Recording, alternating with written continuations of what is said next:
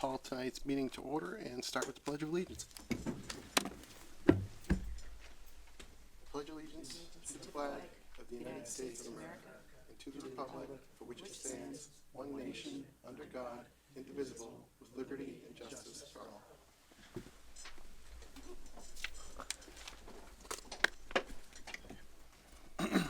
The grand opening of the town's new fitness court is tomorrow morning.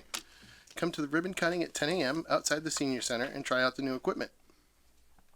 The town of Grafton is inviting residents to apply to be appointed to the Charter Review Committee, as mandated by the town's Home Rule Charter.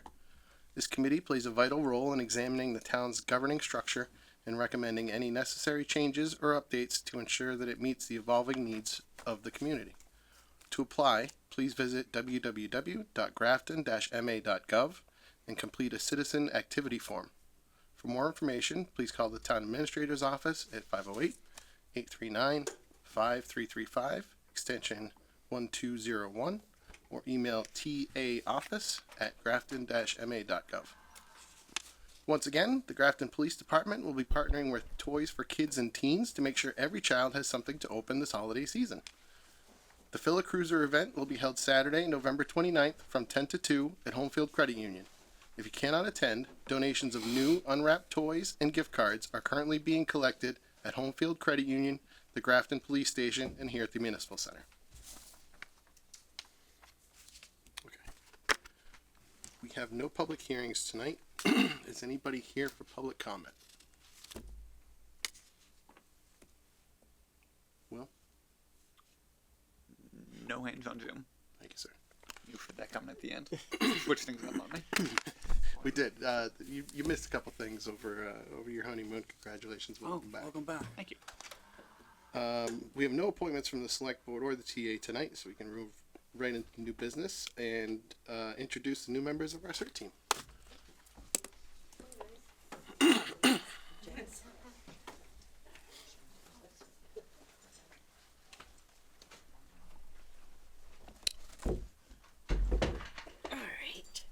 I'm going to sit down, if you don't mind. Well, it's not my meeting, sure. All right.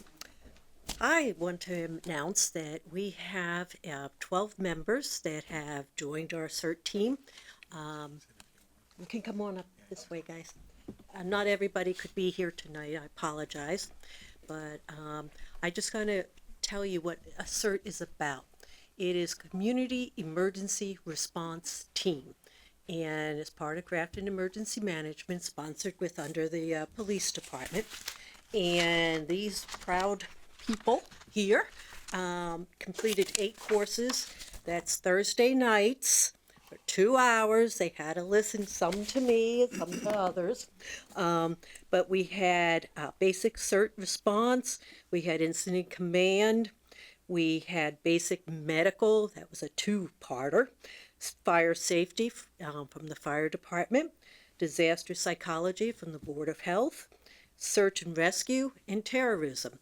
And this team responds and assists when needed in the town for the police, for sheltering, for traffic, for parking, for setting up the emergency operations center.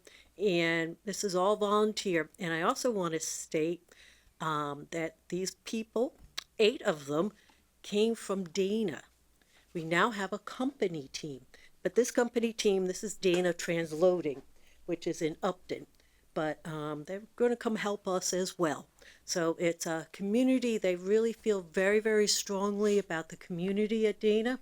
And they actually encouraged and even paid you guys to come to our training. So that was like awesome. We're just very proud of them. And I'm going to announce their names and I'm going to butcher them. So on some of them, you know who I mean. I'm going to just kind of go when your last name is. Dan Boldridriana, Corey Melquist, Heidi George, Frank Terrato, Bill Meyer, Amanda Conyers. That's close. William Freeze. Freeze. Yeah, okay, close enough. Shirley Welch, Tapan Deze, Olsman, Okay. I give up. I just could not say that. He even, schooled me, but it's like, Kristen Weeks and Shiva Tam Tam. So we are very proud of our citizens and also our non-citizens in our town. I mean, they're going to come out and help us. So I'm very proud of them, and I just wanted to say, present them to you to say, hey, please honor them. Okay. Thank you. And I'm sorry I butchered your names, Thank you. but I did okay. Thank you. Okay, you guys can sit on down. That was the extent of it. Since it's the next thing I'm on the agenda, do you want me to continue? Sure. Just take a moment to thank them for all Okay, coming very in tonight good. and spending their time here with us. Appreciate it. All right, thank you. Now? Well, please. Okay, very good. I wasn't sure. The next piece I have is the 2025 Hazardous Material Plan. This is a product of the Blackstone Valley Regional Emergency Planning Council. What that is, if you ever heard of an LEPC, which is a Local Emergency Planning Council, this is a regional, and it's for hazardous materials. And our town of Grafton is the fiduciary agent for it, and I'm also the chair of it. And yeah, I know, I kind of sat on my hand, and I should have, somehow or other, I got nominated. But anyway, we received several grants to put this particular plan in action and place. We tested it. We started in 23 with a $10,000 grant with exercises, and from the end result, we developed a plan. We refined that plan in 24 and 25, and this is the results. And I'm proud to say that it is the conglomeration of a lot of work.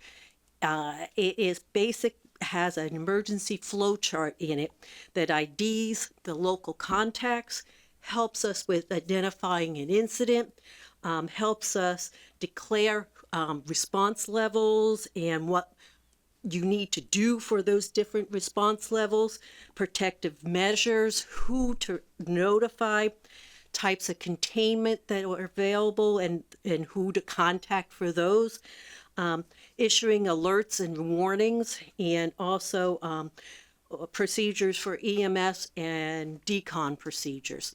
This is all in conjunction with using the ERC or ERG. You are very familiar with that.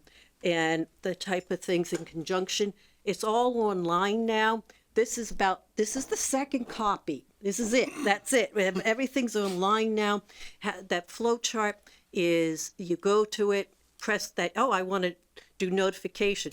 Takes you right to that page. So you're not flipping around and looking at it. We want this to be a very useful document. Not everybody has every telephone number in their plans and resources. Now, the Blackstone Valley Regional Emergency Planning Council has 11 towns. That's Blackstone, Grafton, Hopedale, Millbury, Millville, Milford, Mendon, Northbridge, Sutton, Upton, and Uxbridge. And we meet every other month, and generally in the town of Uxbridge. And that's 11 towns, and we also have one hospital, which is UMass Milford. And so we respond and practice with them on decon procedures. We are looking at, we've gotten a lot of grants. I just mentioned $25,000 worth of grants, $10,000 in 23, $15,000 in 24, 25. And I don't anticipate those grants coming our way again for a little while. So we do have some funding in our account, and we'll be utilizing that to do some more exercises. Some that are coming up would be Nero's Law, which is exercising, if you have a service animal for the police department, let's say, and it is hurt, injured on duty, it goes immediately to the top of the list of getting it to a hospital. In our case, it will be Tufts, and that would take the priority there. And so we're looking at testing that. We're looking at testing the hospital with the radiation. Interesting little piece. Why not? And we're also looking at reunification with adults. Let's say we're looking possibly at Amazon and one of the facilities in Amazon down, I think it's in Uxbridge, and looking at that particular facility and saying, is something happening there? We have to evacuate people. Where do we evacuate them to? And where's the reunification? You want to keep that separate from where we're evacuating those people. So it is a start, but we're doing some nice work and kind of need that to be presented and approved. And I think you're the only one, Evan, that has to sign that. So just wanted to give you a heads up. We're busy. Yeah. Okay, that's it. Thank you. Thank you, Kathy. I don't think anybody here is surprised to see that, you know, you got roped into being chair of this. I can't think of anybody who's more qualified than you. We I don't know about certainly that. appreciate everything that you bring to the table. Yep. Any questions or feedback from the board? Just thank you. No, Thanks, everybody. you know the reason they voted me in? I keep the meetings to 1 hour. Well, why don't you come on up Lesson here? learned, guys. You should run the first select. Yeah, I know. I have one You question. can't for get you. it done in 1 hour. I have one question. Yes. Just as far as all the hazardous materials that are in a lot of our industrial operations, Mm-hmm. right? So the fire department, I'm assuming, collects all that because they Yes, have, they have do, an annual as- permitting as process well as- for a lot of their As well stuff. as we do. All right, so you have all that information, Yes, sir. and if there's an incident or an event at one of these locations, all that information. It's now also online. It's under Has Connect. And this Has Connect piece is run by MEMA.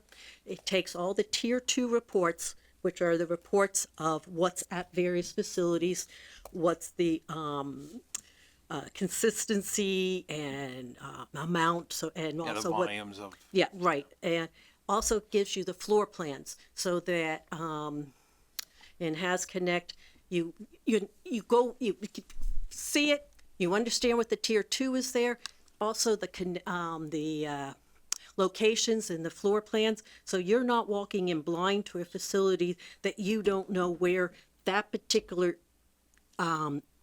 material is usually located at. So it is, and it's updated every year, That's great. February. That's great. I think we also build that into our site files, that Yes, we fire did. department, so that when they get dispatched to a call and they pull it up on their pad, it tells you what to expect. Do we know that that we visited all businesses that potentially have, say, over a minimum amount of? We do believe we have them all, Okay, okay?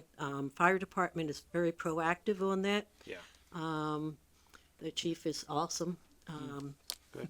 And, and also they are required by law, federal law, to report that information to the emergency manager, myself, and also the fire chief, and also MEMA. So it is a requirement of the facilities. A lot of these smaller businesses don't. Smaller businesses, They you're don't talking realize, you know, they're different, the not reading levels. federal regulation and realize if they have, you know, a 55-gallon drum of antifreeze that they have to report. We're not talking that level. You have to look at the levels, Yeah. okay? So, yes, Yeah. there could be some that are not, yes. Yeah. Okay. No, Thank, sorry, just signal. thank you. Thank Very you. good. Yeah. Thank you. And likewise, again, I'd like to thank the Dana team for coming out tonight. I think, you know, I really appreciate that the company is putting in that level of effort and that you took them up on that.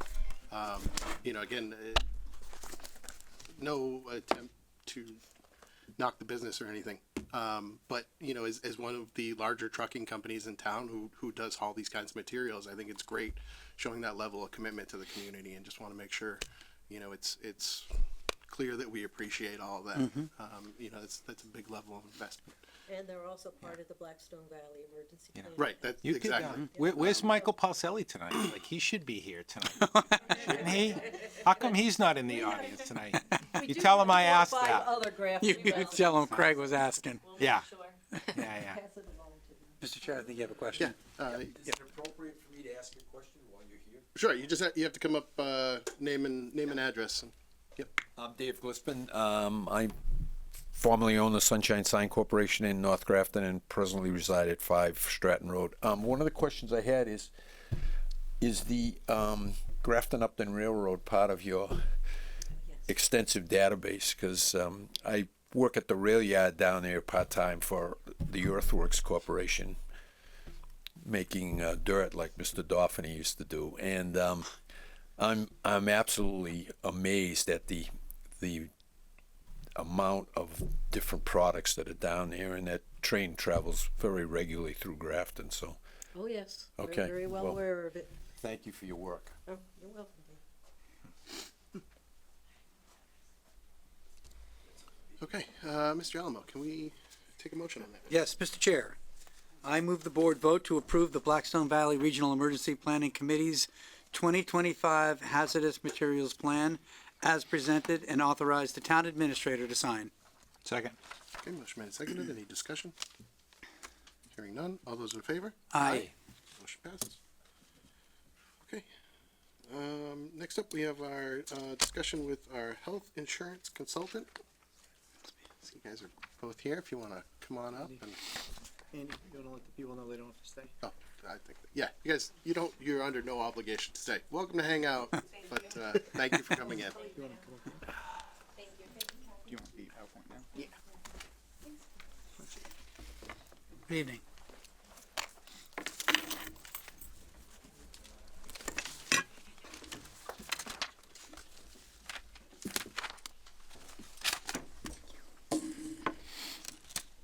What's that? All set, Ken. Well, thank you for letting me speak with you this evening. So the reason why we're here this evening is we wanted to bring the board up to speed with what's going on with the employees' health insurance program. So for some of you who've been on this board for a number of years, you probably have seen me before talking about our health insurance plan. It renews each July 1st, right? But this year, we have had a number of meetings with the employee unions. If you are familiar with the way this arrangement works, the town has a Section 19 Public Employee Committee agreement. And what that essentially means is the town and the unions collectively bargain health insurance. So it's not through traditional bargaining process, it's through this committee that's involved with working on the annual healthcare program that's in force. This year, we've been meeting with the PEC regularly and talking about the rising cost of healthcare. Not a surprise, there should not be anyone who's unfamiliar with what's going on in the healthcare environment. Our current plan, which is provided through the Mass Strategic Health Group, is a partially self-funded arrangement.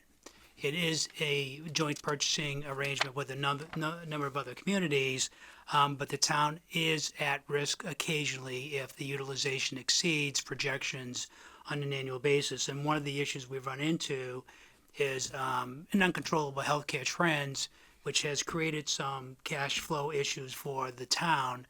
One of the things we wanted to do was to kind of preempt a long-term issue by having the PEC consider options for July 1 of 2026. And so what the PEC has recommended, and we are suggesting that the town approve this, is on July 1 of 2026, the town's health plan would move back to the Group Insurance Commission. So if you have been on this committee for a while, the town was actually a member of the GIC in January of 2015, the first year. That was the first year, was 3.5-year engagement. And I remember being part of that process with town management at that point in time. The engagement for after 3.5 years changed out of the GIC because at that point in time, there were a number of decisions being contemplated by the state on its healthcare plan and would have left Grafton in a vulnerable position. They were limiting plan options for participants would have actually increased the cost for the town's members and the town itself.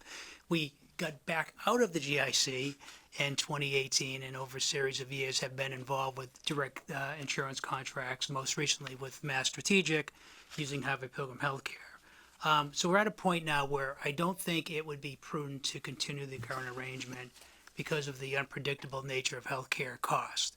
what the GIC does do for both the members and the town is gives us some budget certainty. But because there's an expanded number of plan options, including some lower cost plan costs, we think we can get a fair number of members to understand that there'll be some choices that they can make to save them money as well as the town.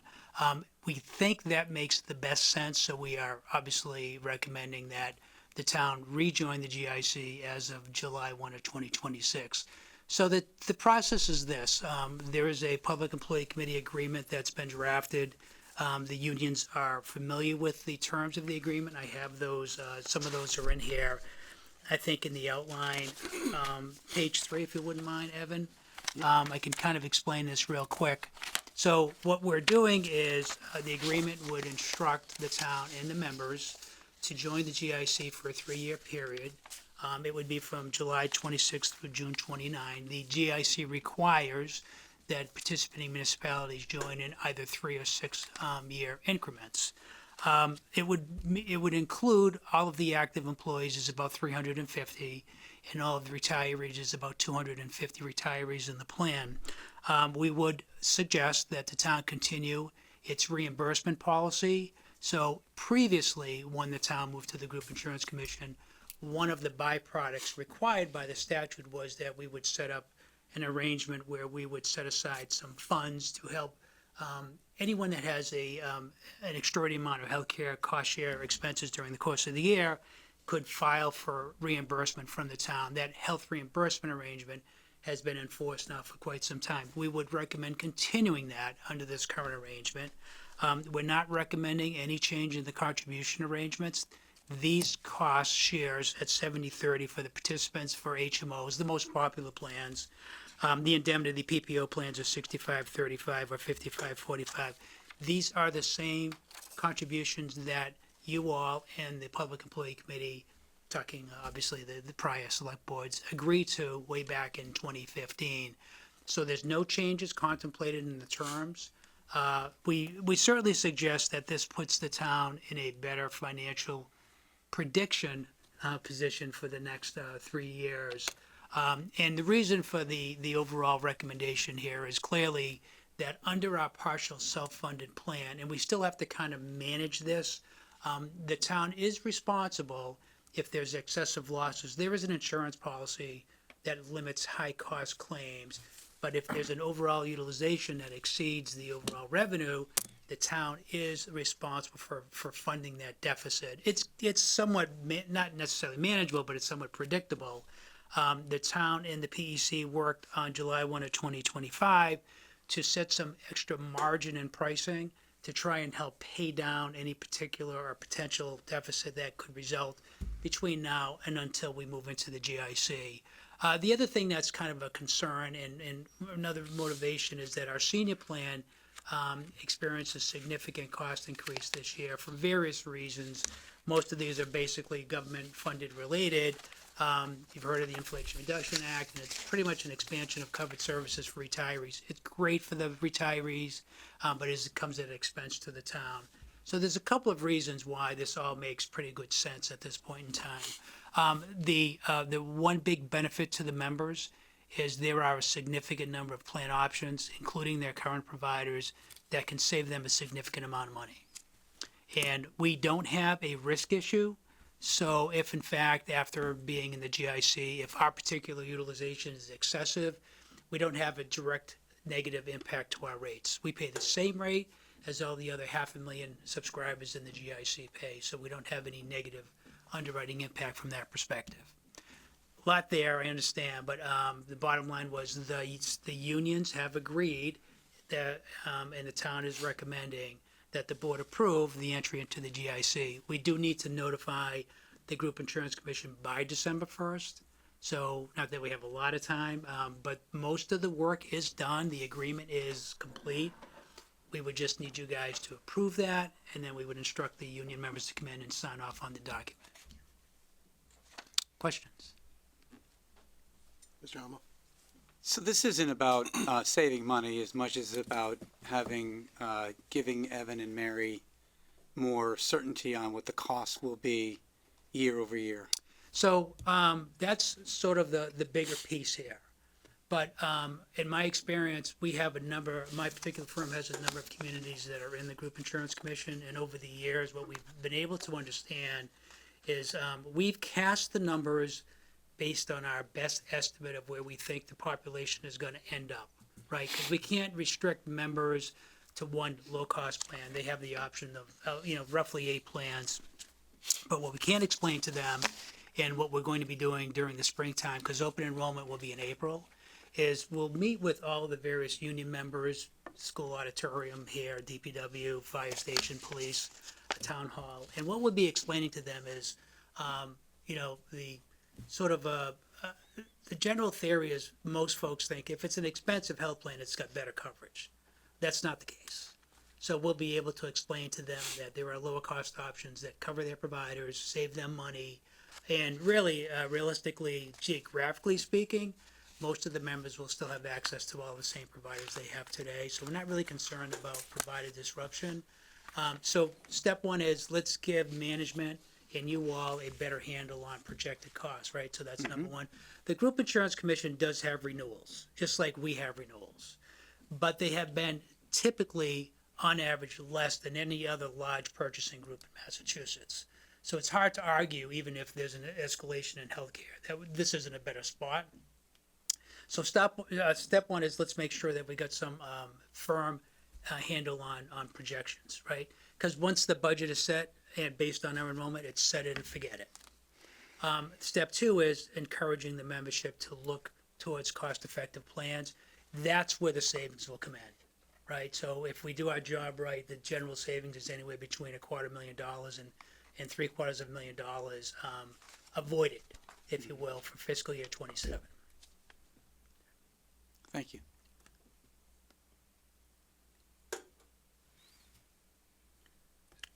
So is this something that you've done in the past? Sit with employees and talk to them about, because if you look at this chart that we were given, Yep. it seems like the majority, as far as the HMO,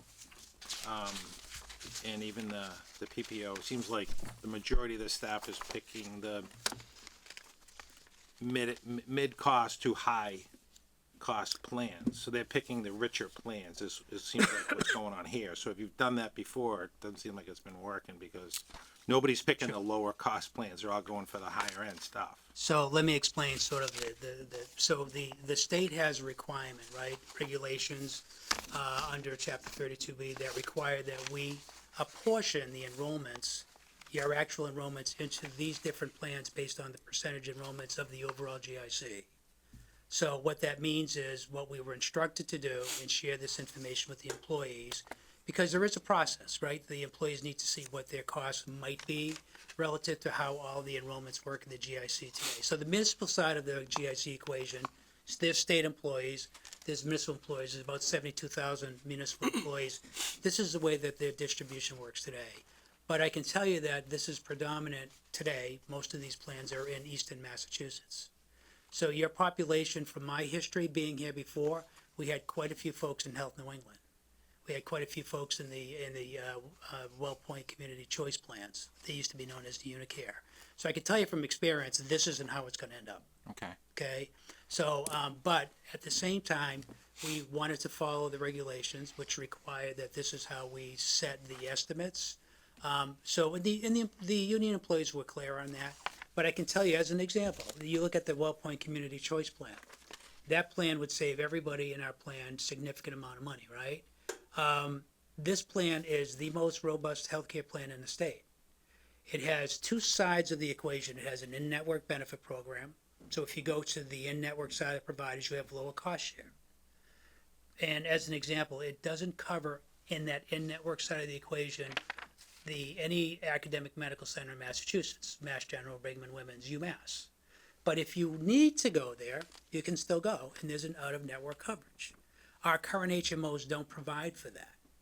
So our sort of messaging, if you will, to the membership is, and this is the reason why I talk about adverse risks. So we don't care if a predominant number of people move in that plan and still have excessive claims, because it's not going to negatively impact us.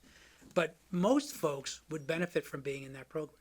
But they're not going to do that, or not going to choose that plan unless we give them some counsel. Yeah. The WellPoint program usually comes, we've invited that particular company. They'll do virtual presentations, they'll come on site and explain these parameters to the membership. What's the out of network cost to them? Like, say their primary care is out Yep. of network. So there's 20% co-insurance, right? So that means, you go to the doctor, it's $100, they'd have to pay $20, as an example, That's out of. network. So what are they paying in network? Right now, they probably have like a, well, let me rephrase that. The accumulated 20% does get capped at $5,000 a year, but that's more or less for a facility expense where it becomes a disproportionate expense. Get admitted to Mass General and it's a $20,000 hospital bill, you'd have to pay $4,000, 20% of that Yeah, cost. but if they're going for a checkup, Well, that's, in network, yeah, that's no copay whatsoever. no copay. Yeah, that's So who still has that? Nobody, right? correct. So Most why, people for so well- I guess I have a lot of questions, Sure. but that, and I don't wanna dominate the meeting here, but we're offering plans with no copays, we're in budget crunch, we're keeping the reimbursement plan, we haven't asked for an adjustment in the percentage of contribution. The ship here is sinking, if you're aware of that. And so we're not looking to change anything in the plan, and we have a plan that has no copays. So this, if I could just kind of explain this Go right particular ahead. distribution would save the town $750,000 a year. From where we are today. Correct. So we can count on that come budget. You can, and I hope to improve upon that.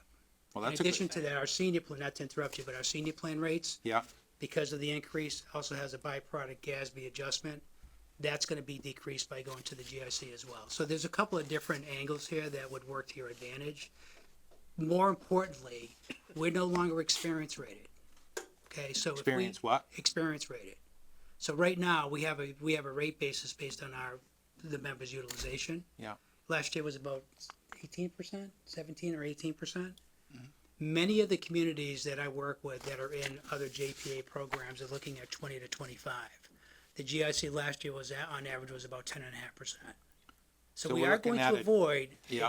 an increase in fiscal year 26. So based on Please your don't. prediction on where employees are gonna end up and what plan, Yep. you're thinking the town's gonna save $750,000, Yes, yeah. so it'll be a 10% decrease in our insurance. Can I health rephrase that? We're gonna avoid 750,000. We'll still see some increase next year. It just won't be as significant.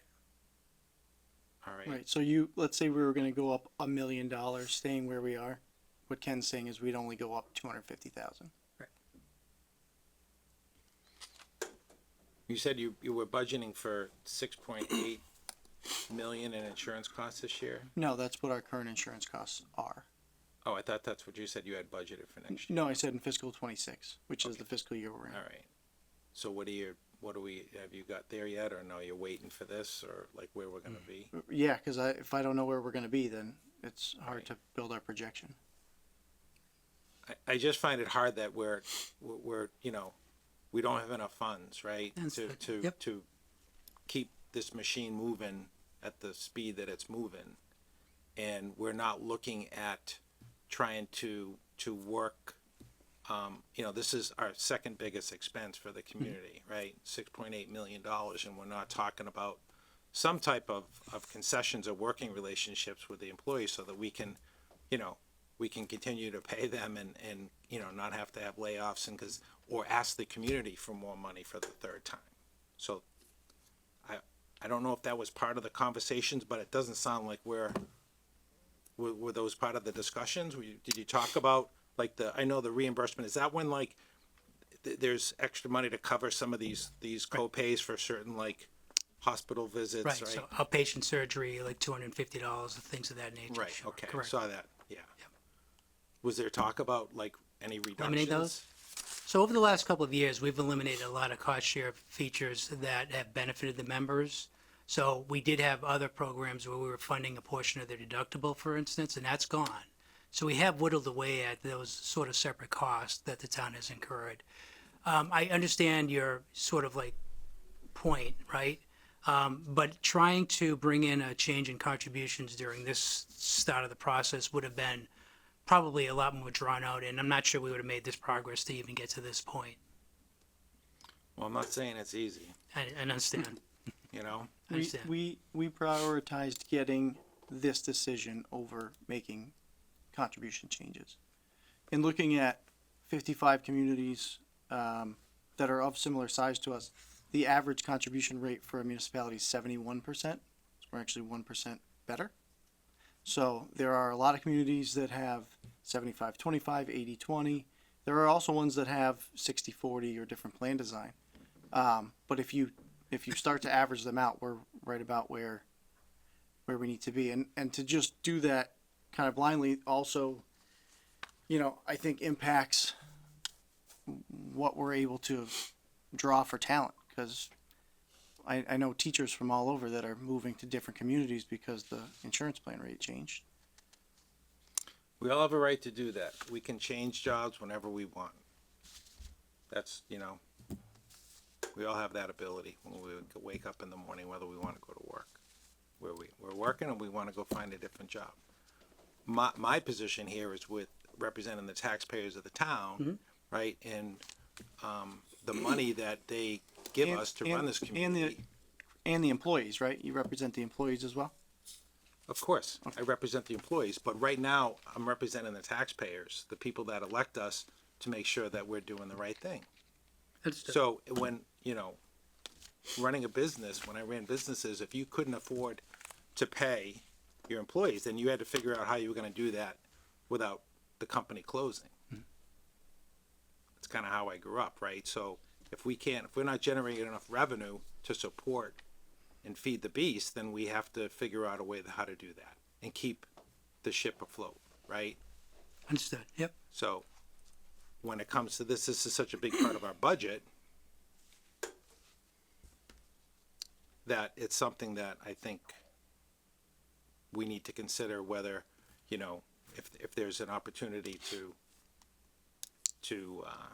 look at the plans and try and, provide a good health plan for our employees, to Evan's point, but to also do it without having to go back, to the well. So I'll let other people speak, but Okay. Understood. I have a couple questions. So I'm just trying to wrap my head around these two sheets. So it's costs as of July 25th. So estimated fiscal year 26, it says. And then the town's shares, $553,000, 621. That's annually?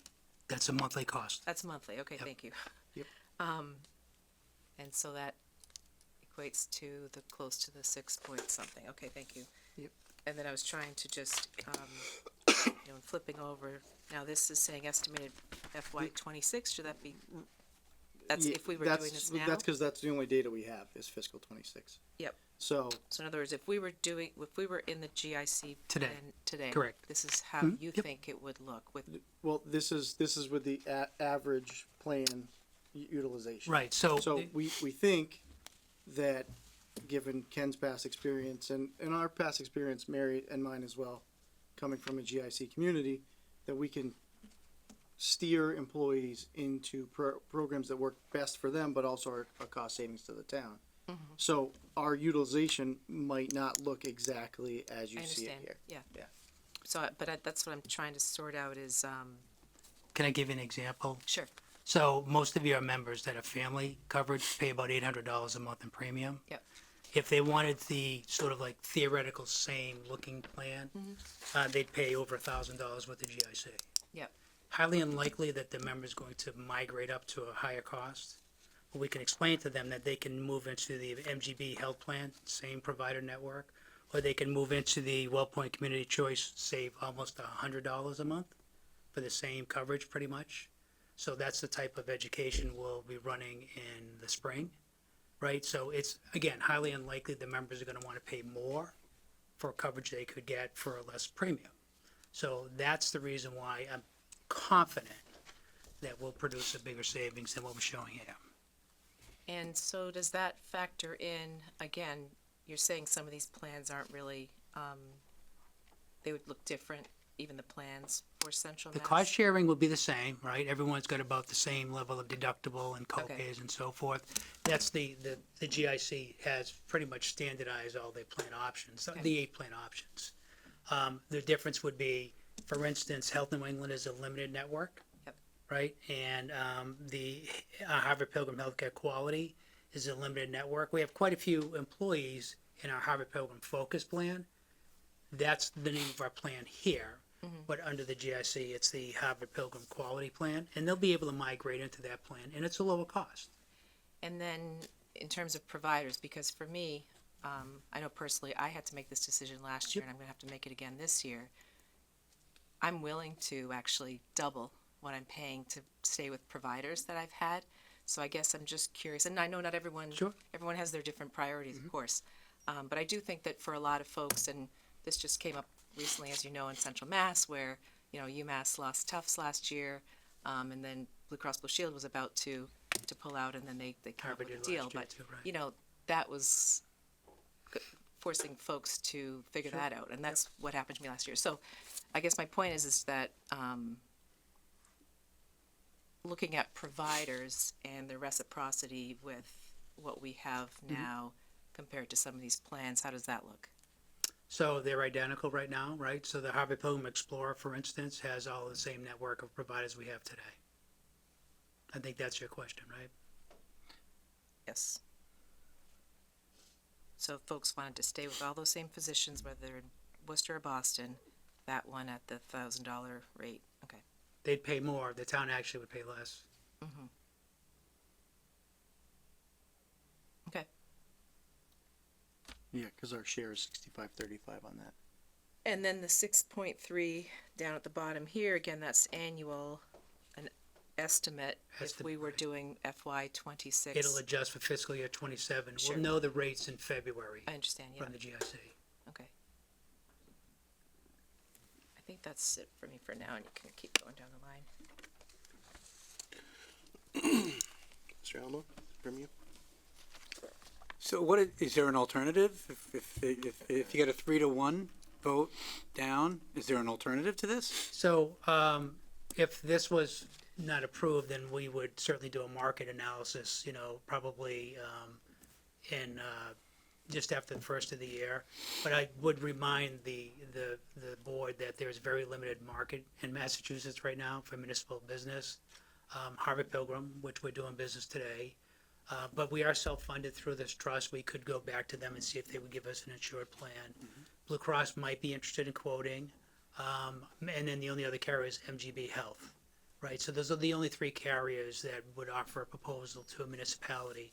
Highly unlikely a Cigna or Aetna or United would want to underwrite this group, including coverage for retirees, and so that's where this falls apart.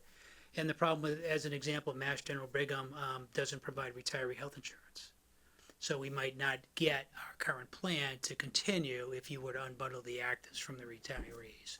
So there's a couple of sharp edges with not a lot of guarantee. But yeah, so if this is not the direction we go in, then we would retool that for after the first of the year. And I'll have another one. So with the savings of approximately $750,000 or thereabouts in FY '27, and I know you don't have a crystal ball, but historically, how would that look for the 2 years after? If So, you might just give a stab at it. So I can give you, a sense. So in Massachusetts, 90% of all communities are in joint purchasing arrangements. We're in one today. So we band together, right, with other communities. So the largest one is Maya, Blue Cross Blue Shield, and their average rate increases have been increasing pretty significantly. Last year, their rate range was as high as 19.9%. The GIC historically has always been the most favorable average rate increase planned from year to year. And the reason for that is because the other thing that you should be aware of is when we move to the Group Insurance Commission, then we're not in charge of the plan design anymore. The commission can decide at some point in time to levy higher cost share features, for instance, change some of the plan variables, and we don't have a choice, right? And the members don't have a choice. Whatever the plan is the plan we get. And, and that was the reason why the town left the GIC in 2018, because we were not, the town wasn't pleased with the planned changes at that point in time. But if they make changes, we're obligated to renew with them. It's very likely the GIC will continue to have the lower average rate increase. So the state plan works this way. The governor sets a budget for health insurance. This year, there was a $300 million shortfall under the GIC funding. They didn't go back to the employees and ask for a share of the 300 million. There was a supplemental appropriation tied to GLP-1 weight loss drug restrictions to that. But the state plan runs on a checkbook basis. Money in, money out. If there's a surplus at the end of the year, the state takes it back. If there's a deficit, supplemental budget. They don't come to the participants for any deficit. Unlike our current plan, if we continue to run a deficit and we're trying to eat away with that, we get the bill. All right, so what we're trying to safeguard against, because of the inflationary trends of healthcare, which are unmanageable right now, is to avoid that. So as Evan and Mary had suggested, the budget certainty is probably more attractive than any real savings.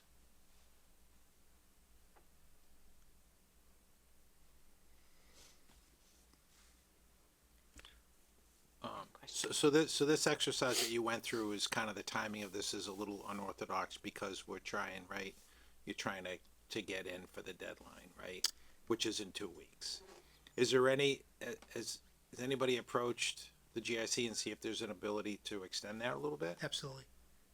Yeah, we always do, yes. So I'll disclose the options to make sure you're clear on this. First off, you're Section 19 today, which means it's much easier to make decisions to get into the GIC because we don't have to go through this traditional collective bargaining process with each of the individual unions. So the bargaining team under coalition method is those 7 or 8 unions. Well, I can't remember the number of unions we have. So it's that team of people and us making these recommendations. If we don't agree to do the GIC by December 1st for July 1 of 2026, the second entry point for the calendar year is we make a decision on July 1 of 2026, and then we go on 1/1 of 2027. That's exactly what we did in 2014, right? We agreed with the PEC that we would make a decision by July 1 of 2014, and the effective date was 1/1 of 2015. So there is a second entry date possible. Okay. Okay, but it would be a year once we committed before we'd get into the plan. Is that what you said? 6 months. What's that? It would be 6 months because instead of July 1, we'd be in on 1/1. Okay. Yeah. All right. So that my question, I guess, was if we ask for an extension on the December 1 for July 1, they won't give it to us. Correct. We'd have to just go back and use the July 1 notification date for 1/1 of 2027. And we do risk, obviously, 6 months of either another uncontrolled increase or. Right. Is a question for you, just out of curiosity, is there a reason why your committee isn't here tonight? Like none of the committee members are here. Yeah, I told them they didn't need to come. Okay. They've never traditionally needed to come. Yeah. In this community or any other community I've been a part of. So. Okay.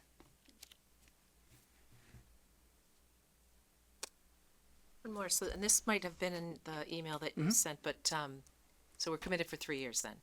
Correct. That's it, no backing out, no matter what happens, okay.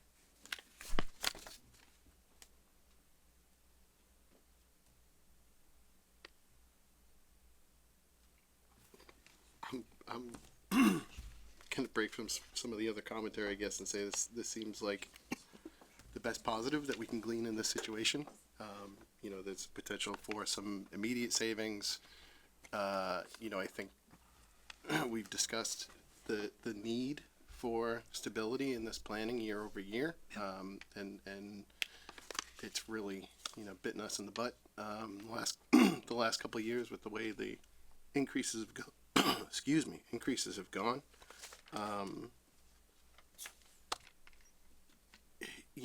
And beyond the healthcare itself, when we start talking about reimbursement rates, knowing that we're in line with comparable sized communities, and things like that,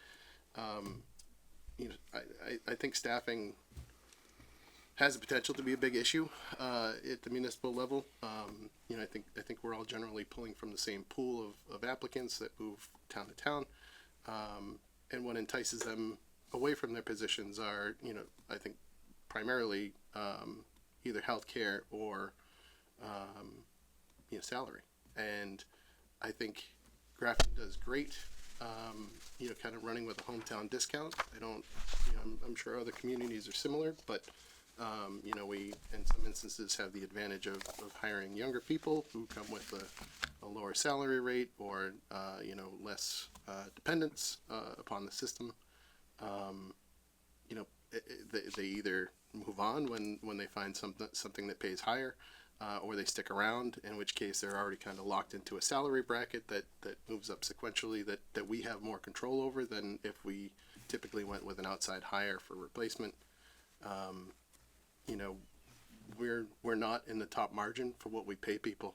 And I think, not having a flashy salary to offer compared to some of our surrounding towns, which pay more. Some of them also reimburse more with their medical insurance. That just makes it that much harder for us to, find and keep the type of staff that we're looking for. So, to me, this seems like we're doing the best we can with a bad situation. But I like the stability of it in the future. It's something that Evan's mentioned a couple times in our past discussions. When it comes to budgeting, it's something that went before the PEC previously. We opted not to do that and use the situation we're currently running. I think everybody has universally agreed, as evident by this vote, that what we're currently doing is not working. So we're left with those choices. We either stick with what we're doing, which we agree is not working, or we do this. So for me, I'm in on this.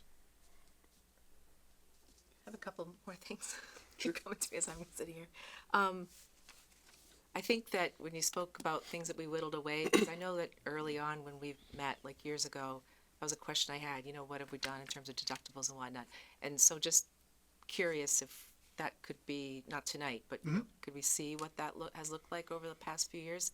Yeah. Again, to Craig's point, I have to answer to folks who are hurting because of taxes and, all the things that are going on right now. So it's good to know that, oh, by the way, the deductibles went up by X, just like the rest of us, in the private sector.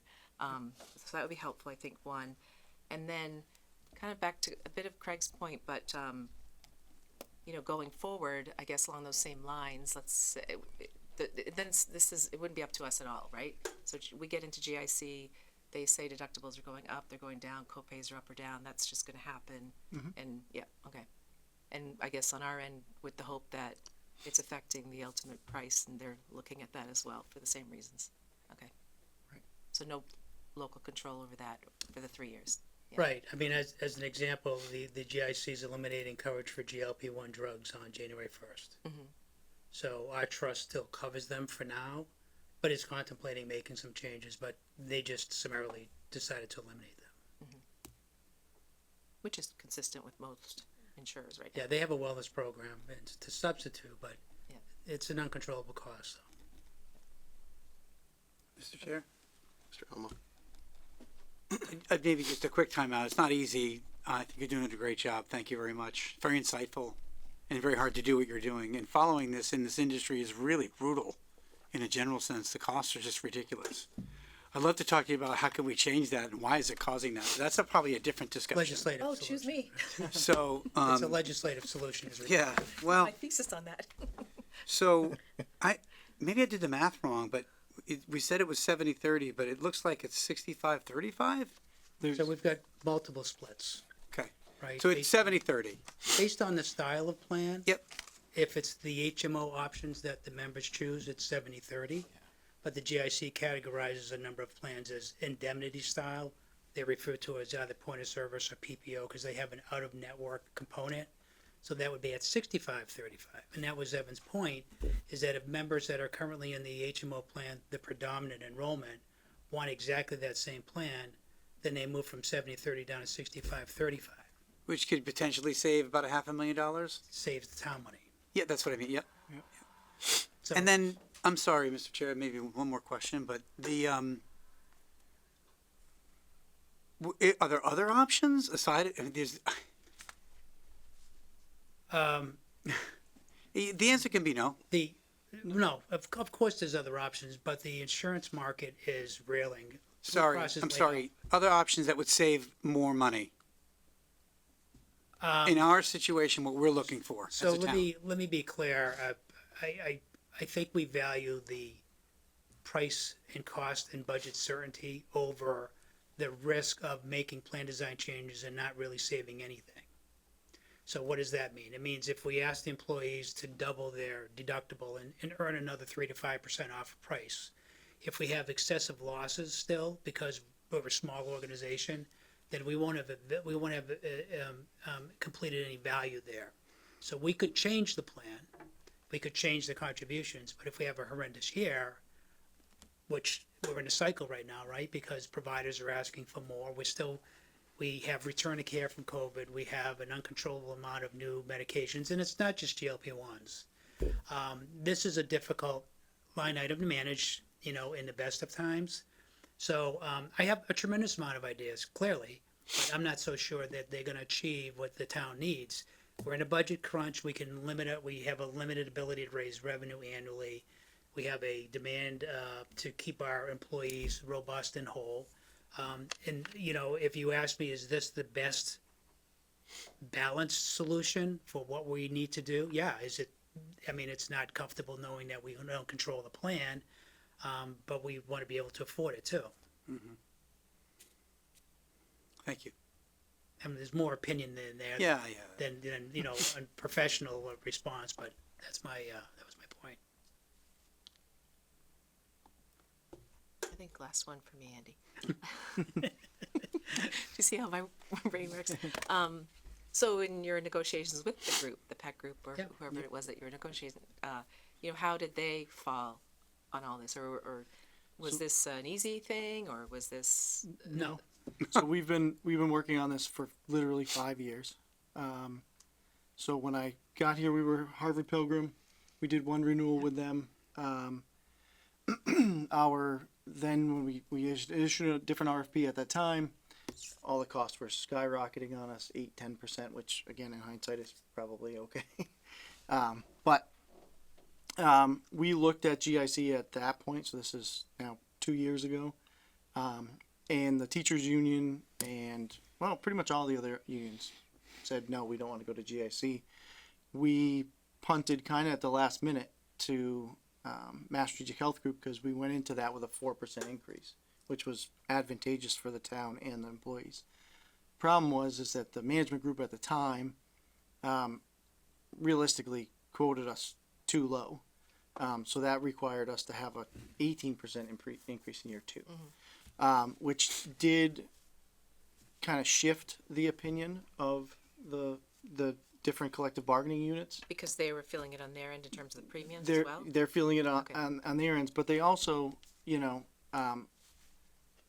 they are also getting tired of the uncertainty and the rebidding and the maybe we're going to change to this carrier, maybe we're going to change to that carrier, all the uncertainty that comes with that. So if I had said this to the PEC group before, is when Grafton was in GIC from 2015 to 2018, Mary and I were working in a community for that entire span that was in the GIC at the time, and we remember the kind of uncertainty around plans and what we're going to do, and maybe this will play out, maybe that'll play out.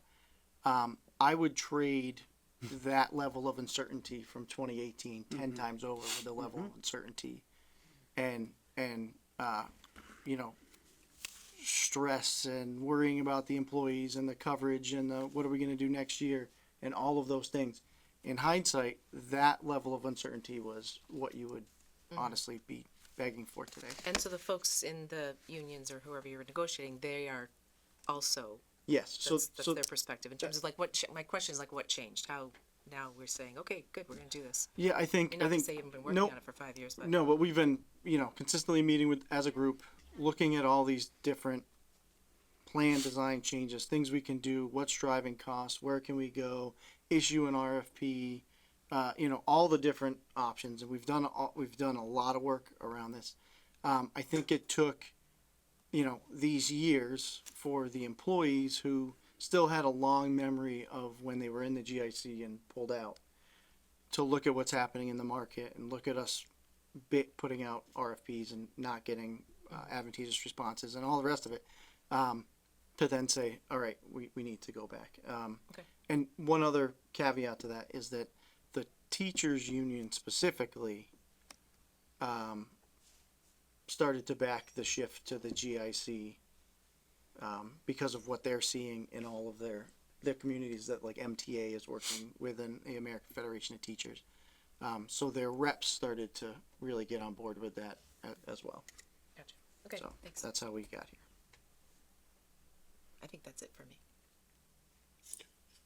Sure, we got, Not really, but Don't go anywhere.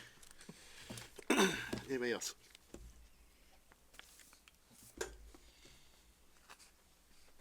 Okay. We have a hand. If you want to come up, name and address, please. And Gloria Paradiso, 2 Cold Spring Drive. Full disclosure, many of you people, or some of you people in the room may know that I do work at Blue Cross Blue Shield, but I want to be very clear. I'm not representing Blue Cross tonight. I'll be representing them tomorrow at the ribbon ceremony for the fitness court, but tonight I'm here as a citizen. I am not advocating for Blue Cross in any way. I am not speaking on behalf of Blue Cross in any way. I've been in employee benefits my whole entire career. For the last 18 years, I've been on Blue Cross. I can't say that municipality is my strong suit, but I do know some stuff. I think my purpose for being here tonight is to really start a conversation that I think has been missing from the town. There seems to be very little transparency or knowledge about the second biggest budget item, which is health insurance. Nobody knows anything about it. I've called various select board, had discussions even with Evan. It's like this quiet little thing that just happens once a year. We show up at this meeting and it's like, oh, vote to do this. And I'd like to understand how we could get to something more transparent. Okay, the PEC meetings, I know there's a certain school of thought that might say these are union negotiations, but I will say clearly, I know other towns where public is invited to those meetings until they go into executive session and actually like negotiate something. But my understanding is here they meet quarterly, and what do they talk about quarterly? Are they talking about where are the claims coming from and what are we doing about these claims? That's not personal, private, confidential information. There's nothing identifiable. We should have access to that information to understand what's driving the cost. So maybe there's creative solutions in the community as to how that could be fixed. Mr. Lombardi said he has a lot of solutions and a lot of creative ideas. I would love to hear them. What are they? What are we doing, right? So really my purpose is to just get a dialogue started. I want to know how we can get engaged as a citizenship, because we're paying this bill and it's the second budget line item. The second piece is 70-30. I see what you're saying about attracting, right? But I will argue a little bit with you, Evan. 60-40 is really becoming the norm in munis, and there's many munis right now that are going 50-50. So I think it has to be a shared responsibility. While I understand we want to attract and retain, other communities are going in that direction too, and something has to give down the line. So maybe it's 70-30 for all right now, but like all new hires coming on board, maybe there's a different structure for them. And I'm going to challenge this board and you, Evan, and you, Mr. Lombardi, to come up with some creative solutions as to how to contain these costs going forward. Understanding it's difficult to negotiate the contracts with the unions today to change these percentages. What are you going to do in the future? The third thing with regard to the GIC, I think it's probably the lesser of the evils right now. It seems like the town is backed into a corner and there's not much else you can really do, but I would caution that it's stability. Mr. Lombardi indicated that they had a $300 million shortfall. So that means if that happens again, they will make changes to your benefits. So the very benefits that you're trying to protect to attract and retain people are going to possibly go away or not. You don't know. But that instability in the market fluctuates through everything. You know, we're guaranteed to pick up those costs regardless, and it seems like through GIC they'd be much lower. Not whatever necessarily. It's the lesser of the evils. I mean, at this point, so, you know, I think Mr. Lombardi did a great job kind of saying how it works. Like the state kind of puts a bucket of money aside, right? And when there's a shortfall, they refill it. Well, how many shortfalls of $300 million do you think the state's going to be able to maintain without making serious changes? Right? So I think, I'm not saying the GIC is a bad idea. I think it's probably the best bet at this point, given the time frame that we have. And I think that's another issue. Like, why are we like a couple weeks before December 1st? Like, why isn't this conversation like a month ago or 6 weeks ago? Because we were negotiating with the unions. Yeah. So that's what drives this whole thing. So, And no one on this board should be surprised. I mean, this is the same process we've been using for ever. So to say that no one knows anything about it, I don't think I'm not is saying accurate. no one knows anything about it. I'm saying the community doesn't know anything about it. I'm the community. I don't know anything about it. And you're gonna come to me at town meeting and ask us to support an override, right? Possibly. And a big driver of that override is this discussion tonight. So I think that the town is owed some transparency about how these benefits are developed, why we're in the situation we're in, and what are we all going to do about it? What is this board going to do about it? What are you going to do? How is Mr. Lombardi going to help us? So my point in coming tonight is just to start that discussion. Thank you. Thank you.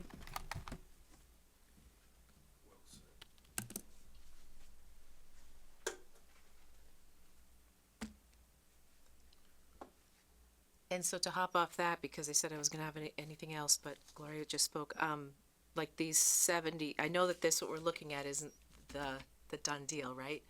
But those percentages are about where you think we would, because, you know, No, those splits are what we have They're written currently into the in agreement, right? negotiated with the union. okay, so done deal. And so I just want to, so I do know there are communities going to 50-50 and 60-40. Do not be fooled that that is the only number that you're dealing with. Because when you go to 50-50, every union's going to come back to the table and negotiate something else. You're not getting something for nothing. Right? So those communities that have gone to 60-40, go look at what their cost of living adjustments are. How does that factor in? What else did the town have to provide to make that switch? And maybe it's advantageous, but I would bet that it's not as advantageous as you think it's going to be. Is there flexibility in making a gradual move from 70-30 to 65-35 to 60-40? It's not a bad call to say maybe new employees would look at some sort of a shared sacrifice over, you know, the near term and then the long haul. Well, as Evan mentioned, it's full collective bargaining if you do change the So contribution. one change is going to have to go right back to the drawing board with all the Yes, yeah. Yeah, it's part of That's what makes it. It might be worth mentioning, just to the board, so, yes, the IAC process, right, the traditional Insurance Advisory Committee process is subject to open meeting law. But we're a Section 19 Public Employee Committee here. That is, closed door collective bargaining, and there is no open meeting. It is confined to just the unions and management. And that's according to statute, so there is no ability to disclose that information generally. In order to unwind that, the board would have to go back to the unions and take back Section 19, same manner in which it was approved in the first place. And if you did that, then you would revert back to a traditional IAC. But that's a collective bargaining process also. So every time you move in any direction, the regulations are going to require that the board provide some CBA process. I can also tell, just really quick, I made a presentation at the STAM meeting recently, the Small Town Administrators meeting, and the survey at that point of about 40 communities. So this would be the smaller towns, was 75-25. So, we still are, even if these, limits seem excessive, below, benchmark generally. Well, they're only excessive when we don't have the money to pay them. I understand. You know what I mean? If we had the money to pay, you know, I mean, we just squeaked by last year with some creative, you know, decisions by the board and by our town administrator to get through the budget year, right?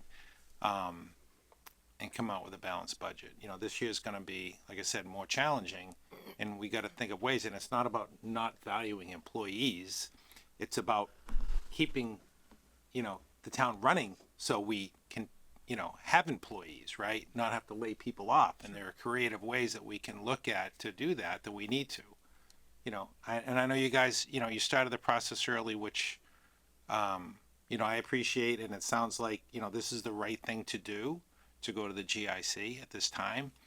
To Gloria's point, the transparency thing, and this has been going on, I first got on the board in '04, and I remember my first year, we were, you know, it was like my second meeting, we were making a decision on the health insurance, and it was like, well, when does it take effect? Well, next week. So you feel like you're painted in a corner, right? If you don't vote for it, like, you know, we didn't have a choice or an opportunity to really, if there was an opportunity to, if we had ideas to go back, right, to the group and say, hey, the board wants you to do this.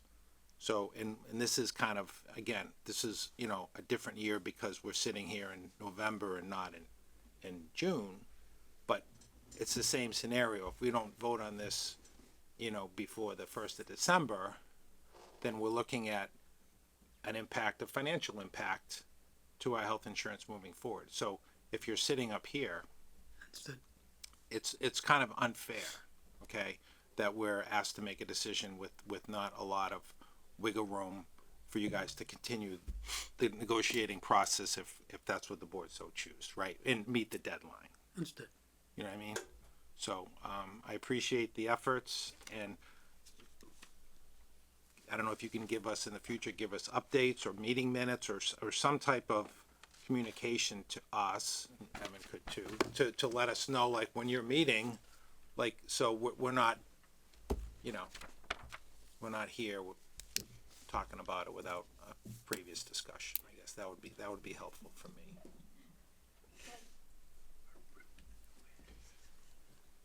Question to that point. We have to vote tonight to enter the GIC, which is a minimum 3-year requirement, and that entrance would be at our current, you know, rates in the 70-30 split in that.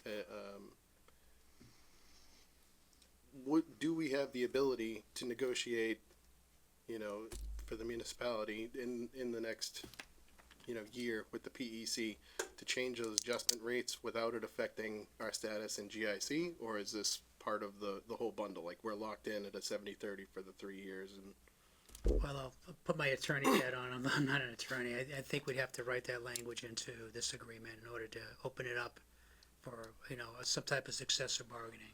We would have to probably identify that as one of the portions of the program. Right now, it's not provided for. and that would need to go back through. We'd have to go PEC back and and meet with the everything before PEC and get their involvement. Right. Or we could go reopen all the contracts and renegotiate them. We could do that. The union contracts, we could say, you know what, we don't have enough money, we're gonna go and reopen all these contracts and negotiate terms for health insurance. That's a hard road. Yeah. That's why you get the big bucks. Yeah, I right, guess. yeah. I mean, I will just point out, for what it's worth, it seems to me that the estimate on this second sheet would indicate that 67% or thereabouts would be at the 65-35 and 33% would be at the 70-30. That's taking out Medicare, versus it's 35% now that it's at the 65-35. So let me just back that up. So 35% of people are 65-35, whereas it would be at potentially 67%. That more favorable breakdown. Mm-hmm.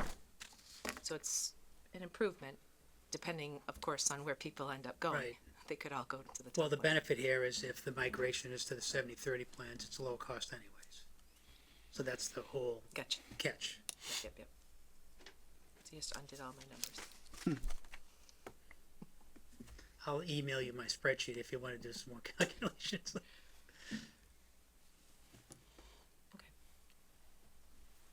I'm all set. Okay, I think if we've exhausted the conversation, we could take a motion. Okay, Mr. Chair, I move the board vote to approve and sign the PEC agreement as presented. Second. Motion made and seconded. Any discussion on the motion? I'll just say, Mr. Chair, that I think it's the least of all worst options, and it's the best we can do right now, so that's it. Okay. Hearing no additional discussion. All those in favor? Aye. Opposed? Okay, motion passes. Thank you for coming in and spending your night tonight. Thank you. Night with us tonight. Appreciate, all the diligence. I heard all your explaining comments. Trust me. Thank Yeah. you. Okay. It's a lot. Thank you.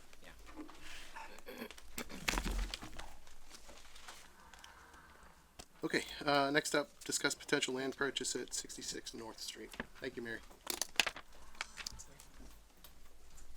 Mr. Town Administrator. Okay.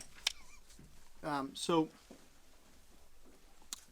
there is a parcel of land for sale, on North Street. Both, Dr. Cummings and I had both individually noted this as something that it may behoove the town to look at. So, right next to our North Street Elementary School at 66 North Street, there is a home that sits on it's close to 4 acres, 3.6 maybe. But anyways, long story short, they're carving off part of that parcel. And it being directly adjacent to North Street School, does seem like something that the town would be interested in. It's not often that you get open land next to a school or a facility that we're able to actually purchase. So the parcel that they're carving off is roughly 3 acres. There is a rear lot line that has to be negotiated as far as where the town wants that line, or the buyer wants that line to end up, in order to keep the current homeowners shed compliant with local zoning. So we'd have to do that and then recalculate the acreage. It is directly adjacent to North Street School. It has frontage on North Street, and the current asking price is $400,000. Just wait 1 second. Okay, here's the graphic. So you can see on the right, that's the entirety of the parcel with the house included, right up against our parking lot and driveway on the left-hand side. The yellow highlighted polygon on our GIS map there is the approximate lot lines that they're looking to carve off. So in talking to Dr. Cummings, he has a lot of different ideas of what you could maybe do with that moving forward. Whether you expand parking, we've talked about, Greg and I were talking before the meeting about maintenance facilities. You've got another egress out to North Street. Yeah, get your shit out of our building. Whoa. Well, you are school committee. And then, I don't know. Look, it's a good idea. It's a rare opportunity. Like I said, if you look at most of our other school buildings, there are other constraints all the way around them. This happens to have a little bit of opportunity for expansion. Dr. Cummings and I did talk about, there is a playground on the, if you were to look at the right-hand side of this building, that's kind of down a hill. It's not very accessible. They have some accessible equipment, but it's not an equal opportunity accessible playground. And so there's maybe some opportunity to move that here because this is flat ground. Again, like I said, another egress out to the road as well as maybe some expanded parking or something. So what I'm looking for the board to do this evening is authorize me, and if you'd like a member of the board, to negotiate with the seller a purchase and sale agreement to then bring back to the select board for implementation, if you are so inclined to think that this is a good idea to make this purchase. Couple questions. So the frontage, is there enough frontage there for a lot or no? Not for a lot, but we do believe that we could have a legal exit. So we would make No, I don't mean for, we're not gonna put a house back there. for them. For them. Yes. They have enough frontage? They on North Street there. Yeah. They have that. I'm gonna screw this up because there's a lot of different numbers there in the zoning bylaw, but I think it's 50 feet that they need there and then out Well, to make a driveway to the back. yeah, but you gotta have like 120 feet of frontage That's on yeah, an R right. 20 zone or an R4, whatever that is. right. So they don't have enough frontage for Yep. a buildable lot, right? Right. Unless they gave more of their own property, if they have, And there's discussion of where that side lot line comes. I mean, obviously, if that's an excellent point. I just didn't have my head around what you were asking me. But if the board wants to pursue that land, and if that land is undevelopable in its current form, then that would obviously inform the price. Right. Right. We wouldn't be paying $400,000 for an unbuildable, non-buildable lot. that's what I'm saying. Right. So No, I hear you. I didn't know. I I hear you. can't tell, there's no numbers there, but if it Right. isn't, And that's why I'm being a little bit speculative Yeah, because yeah. I don't have the numbers in front of me either. right. But why? I mean, if we need this money. I love you, Mark. Okay. Why, what? Well, I love you too. Why? But why? Because we need the money. We don't have the money. We're buying a. Hang on a second, audience participationist. We're going to have potentially some sort of a budget shortfall. Good discussion earlier about healthcare. Right. So, if I could stop you, Oh, go ahead. this is a capital expense, not an operational expense. They are different pots of money, and therefore not really relevant to the same sides of that conversation. I think this is a great opportunity and we should pursue it. That's me. I would just, we gotta come up with the valuation that makes sense where it abuts the school. Said there's some property in the back, that at some point, could be, it's a different pocket. It's No, like a forget totally the different pocket. What's the discussion. point though? Just more storage? So No, it's, no, can I, through you, Mr. Chair? I Yes, will say that please. someone No. reached out to me right when this came on and, said exactly this, a citizen. So I agree with Craig. I would support something like this. I also would support, again, given what just happened, like at the town meeting, maybe having a select board member as part of it, and like you said, Craig, just making sure on that valuation, on what, making sure that that's all, that we know we get a really good price type thing. But this makes a lot of sense, I guess, for Mark, I know it probably makes no sense sitting here saying we don't have enough to do a 65-35 split with health insurance, but here we are. But, to Evan's point, it is a different pot, as much as that might not make sense. And it is an opportunity that will rarely come up, and this town is growing. There's going to be a need for more space. I think that school, do they not operate like under portables or something to a certain extent? Or my kids have not been here. They have a portable out the back, but it's not really portable. Okay. It's a fixture. And that's 2 through, what's the grades there? 2 through 6? Yeah, okay. Again, my kids have been out for a while. Yeah. Sorry, Mark. No, it's fine. I just appreciate the insight. Just still don't know why we need more land to store things. We don't have enough space in all the different properties. I mean, okay, did you want to? Coming up. All right. Well, there it is. Christy Kilbazinski, I'm a member of the school committee. We just spoke on this evening. I just want to let you know that the entire school committee, we didn't take a vote on it because this isn't a votable item, but we're all in support of this. There's not a lot of land near that building. We don't have a lot of parking. We don't have a lot of anything. the opportunity does not arise that often for which we will have land next to one of our schools. It would behoove us not to at least consider the purchase of this land. We think you're getting the land? For, excuse me, for what purpose? Well, To buy land? No, not for the purpose, Sounds but at cool, some but point, For what? any type of an expansion or movement, as Evan was saying, of our playground facility is not ADA compliant because it's way down a hill. We could move it over there, or we could expand our parking. There's so much opportunity with that 3 acres of land that we may not have again. And actually, Krista, you might nail the whatever, nail Hit the nail on the head. There you go, that we're just letting, talking about Evan researching this. We're not purchasing it tonight. So just kind of starting to go down the road of what that might look like with some more due diligence and with maybe, input from school and what we might want to put there.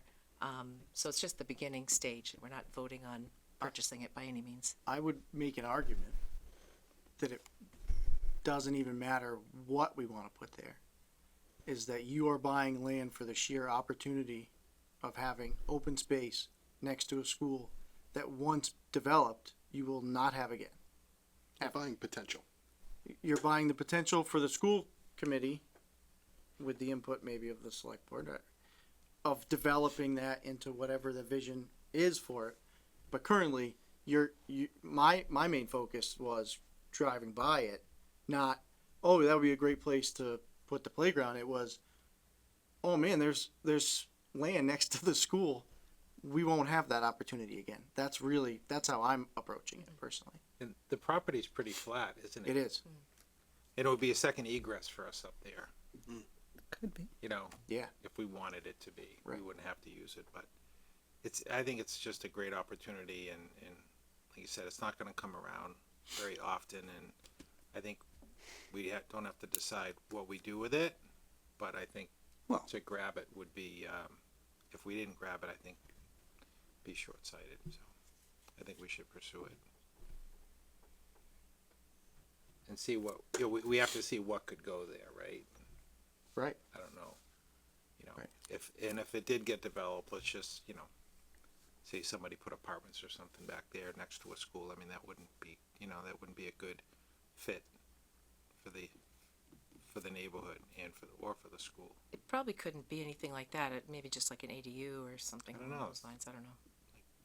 40B, I don't think they don't have to, I mean, unless they sold, local zoning doesn't count, unless they sold the house too. Went for it, yeah. right? Yeah, I think there's a lot of variables at play, but again, I can't read your lips. We were looking for it. My conversation with the superintendent was specifically around this being an opportunity. That, what if you need to do a new elementary school 10 years from now? Having that space might be key to being able to do that. I mean, it's just, I don't want to belabor it. I think there's opportunity there, and I think that if we don't take any kind of action on it, then, you won't get that opportunity again. How big is the property that the school sits on now? How many acres is that? Just to put it in Just perspective, give me 1 second. The school is on 15.7. and this is 3.5, say, This is 3. Seems like a lot Well, of land. 3 is the yellow portion. yeah. Yeah. So, it's on 15 acres, huh? It's a big, That's a lot of land. yeah, but it drops off in the back terribly. I mean, it's like a cliff out back. So do you know what you need from us? So, again, if so inclined, I would like the board to authorize me to negotiate a purchase and sale agreement to then bring back to you for authorization, which then has to go to town meeting and all the other things that we know have to happen. Put a member of the select board on that, and we will see what we can do. He's going in. And again, if it doesn't, we're not gonna just say, well, yeah, it looks good in that picture, we'll do 400,000 and go back. So there's a negotiation process and all of that. Yeah. Okay, All right, I can make a motion, I think, Mr. Chair. you got this. Mr. Chair, I make a motion, I move that the board vote to authorize our town administrator to enter into a discussion / negotiation for the purchase, to take it to a purchase and sale agreement potentially at 66 North Street. Second. Okay, motion made and seconded. Any discussion? Is there anybody interested in being the, I nominate Mr. Dauphiné. Surprised you don't want to do it, Mark. He can do it. I'll do it. Give me and Evan some more quality Although, time. There you go. The tough thing is. Now you have we my gotta do vote. Something else. now you got my vote. Yeah. I'll, nobody else wants to do it, I'm more than happy to. Any additional discussion? Hearing none. All those in favor? Aye. Opposed? What is the, have you talked to the owner or the realtor? I had one meeting with the realtor, yeah. Because, I mean, just from a timing perspective, we gotta do our due diligence and all that, Yep. and then, then we have to go ask for money, right? Right. So we did talk about what our time frame looks like.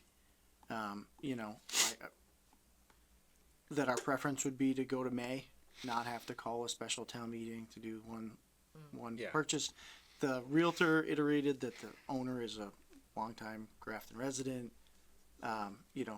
May be amenable to, working with the town to meet kind of our challenges as well. So they were open to kind of all of it, Yeah. but we've only had the one meeting, and that they're generally open to all of it in the first meeting. So, all right, so what's the next step is like, we gotta get on this, right, and Yeah, the next step is we've got to do our due diligence as far as the zoning and the frontage, and have a review by the building department and all those things that go along with it. And then, talk to the realtor too, let her know what that Yep. we're interested in. yeah, she was aware that I was waiting for a board vote on the 18th, so we can get that ball rolling.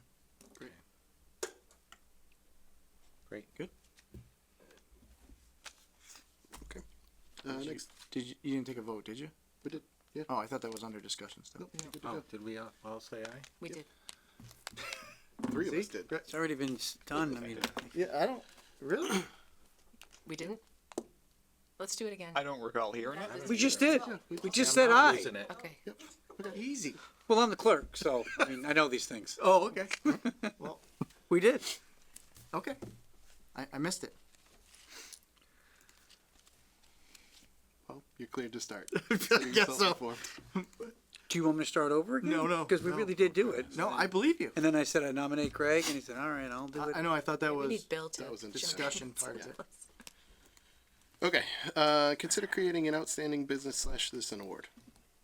Ms. Poley, you want to lead the charge on this one? Yep, so this, just wanted to kind of start a conversation about this. I don't know if you guys remember, but Bill Yeoman had brought this up back in the spring, relative to a, kind of a citizen of the quarter, citizen of the year, whatever it might look like, and that the town might want to consider, starting something like that, and, creating some positivity, noticing folks that are out there that are doing, great things in this community. And then when the new owners came for Pepperoni Express, which I didn't realize that Lucky had sold, I was thinking about him and all that he's done for our community in some way to honor him. And then it kind of fell on the back of my plate for a while. And when we were at the EDC event last week or the week before, the chair of the EDC, Laura, and I had a conversation at the end about it and kind of talked about Lucky, and I think because they use Pepperoni Express, so on and so forth, and just, it would be great to honor him in some way. So kind of then talked a little bit about, a business being recognized periodically. And so, Andy asked for some more information, which I appreciate, and so I did just kind of did very cursory search, and Westboro does a great job, and I knew that they've done that.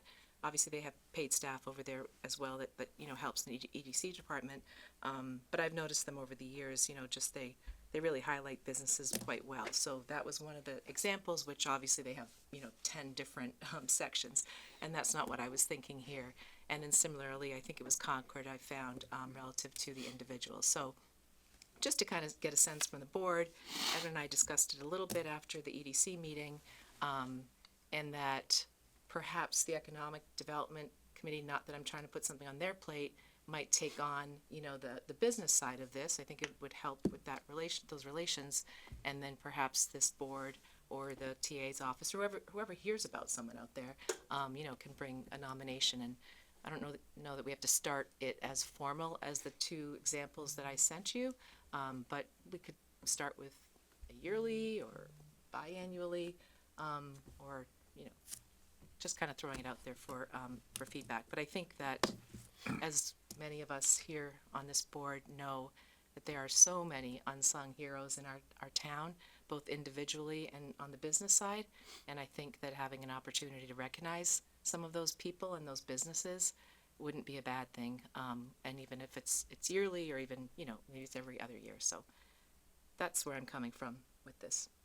And what Laura and I kind of talked about, I don't know, again, on the EDC side, or depending on what we do, that perhaps like Lucky's name could be part of one of those, citations kind of going on. But we don't have to, that could be a discussion for another time. Mr. Chair, just so you know, Laura DiDio is on and has her hand up if you're looking for any public comment at the moment.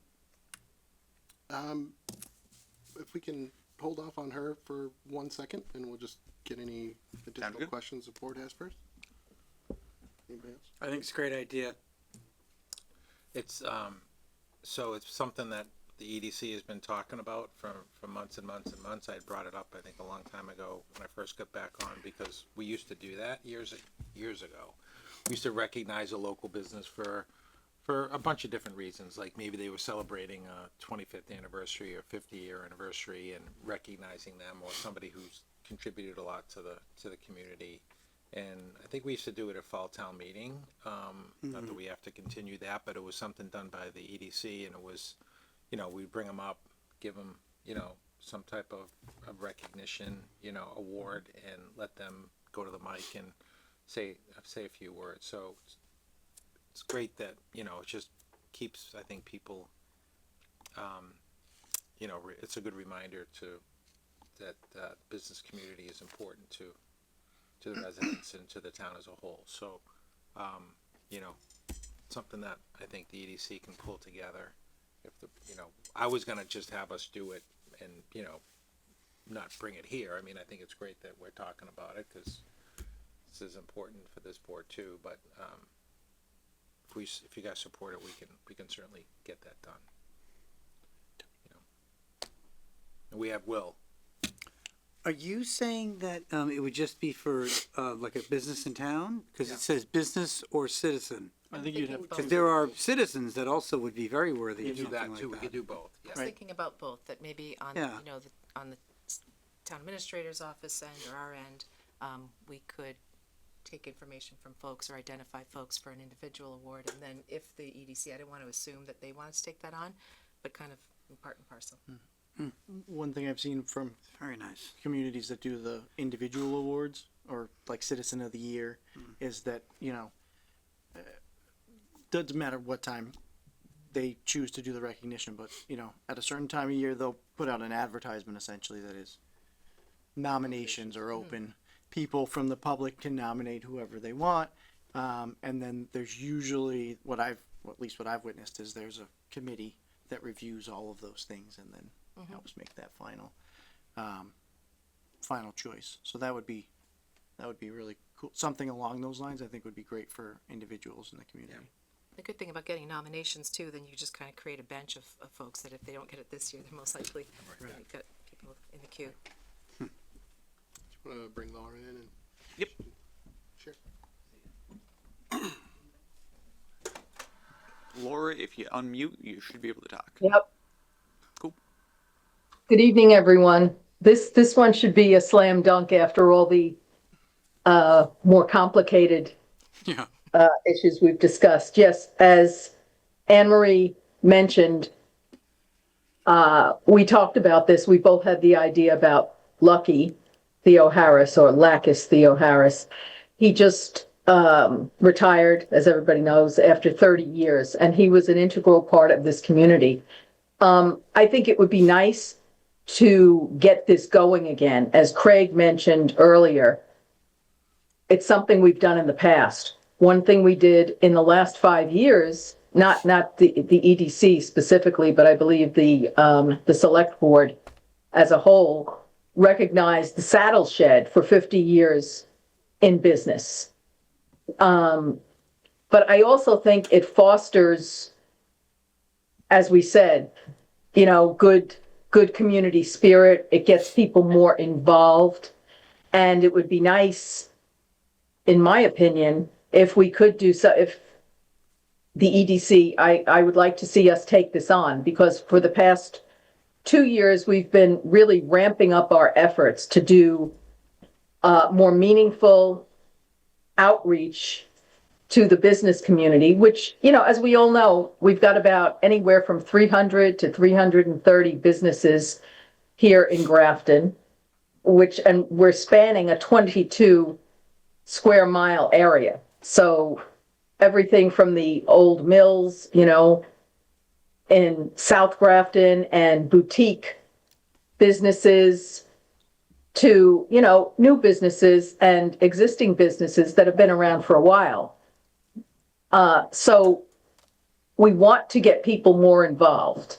And what we have seen in the 3 events that we have hosted over the past 22 months is that the community would like us, the business community here would love to see us help them out with marketing, raise their visibility, and they also want to get involved with each other.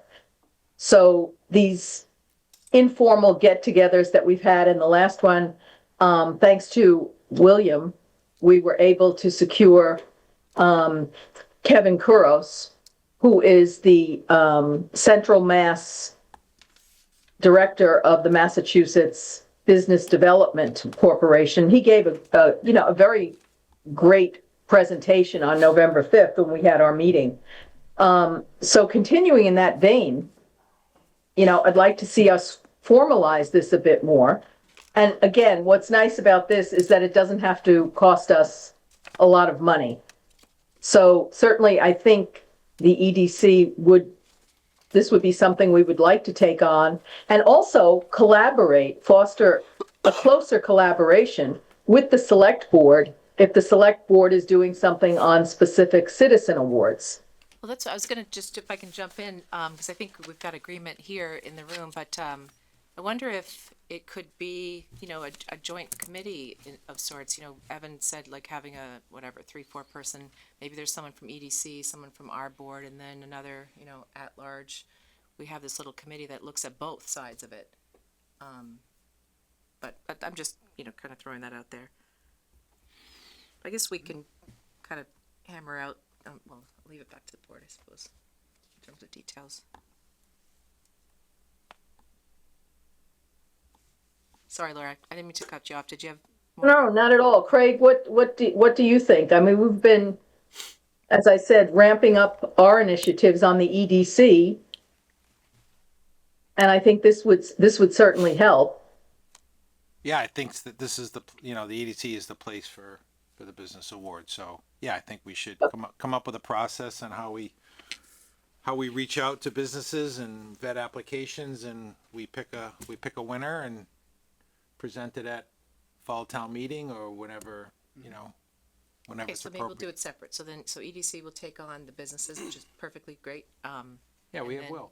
On our we can come up with how we want this. I'll think a little bit more about it, and I want to come up with a little committee or something. Yeah, well, we Okay. can figure out a process that is Yep. fair, and so we're outreaching to everybody, and maybe do some digging in town hall too. Like, I think, you know, if there's a business that's celebrating a 50-year anniversary or 100-year or whatever, you know, I think there's, you know, some value to having that information too as part of the process. But yeah, I think we can do that. Incidentally, I think we are going to be trying to field another survey to businesses. So this could be, you know, just a short, very straightforward survey that we've talked about doing. that polls the existing businesses on how we can help them, what they'd like to see us do. And this could be a question in that survey saying, are you open to having, nominations, nominating people for business awards? How do you feel about that? Et cetera. So we can poll the businesses in a survey as well. We could reach out to Westboro and like Marlboro. I know they have a vibrant EDC and see if they already have a process. Yep. Maybe they'd let us use their, instead of trying to reinvent the wheel, Yeah, you know? Westboro has a pretty robust Yeah, program for this. they do too, yeah. Okay, we'll kind Great. of forge forward with it then. Great, thanks Laura. Thank you. Okay, thank you. I do like the ideas. I appreciate the EDC handling the business awards. I think that's a good fit for them. It could be a little dicey if we were selecting those.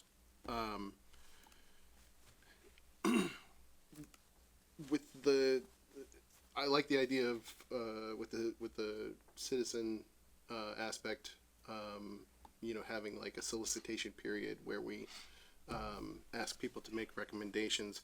My only bit of reluctance on that one is kind of what you touched on in describing it. We do have so many people around town that contribute rather than selecting one. Like we have proclamations at our disposal now that we use fairly infrequently.